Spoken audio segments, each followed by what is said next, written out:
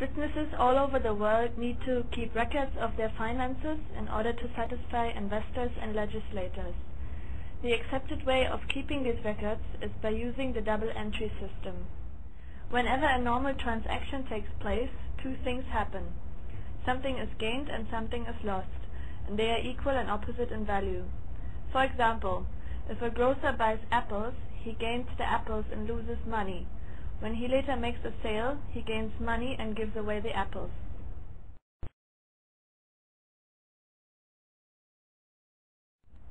Every transaction entry is made into an account. An account is basically just a list of similar transactions. These accounts can be graphically depicted as a T, and hence the commonly used term, the T account. The opposing entries are expressed as debit and credit entries in the written records. The accounts are of the following types: assets, liabilities, shareholders' equity, expenses and losses, revenue and gains. While assets, liabilities and shareholders' equity accounts go into balance sheet, expenses and losses, revenues and gains go into the income statement. Asset accounts and expense and loss accounts are increased by making debit entries and decreased by making credit entries.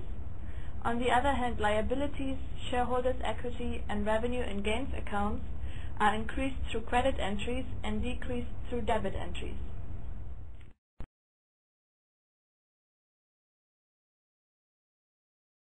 Debit-credit equality has to be satisfied for each transaction. Hence, the total amount in monetary terms for all accounts with debit balances should equal the total for all the accounts with credit balances.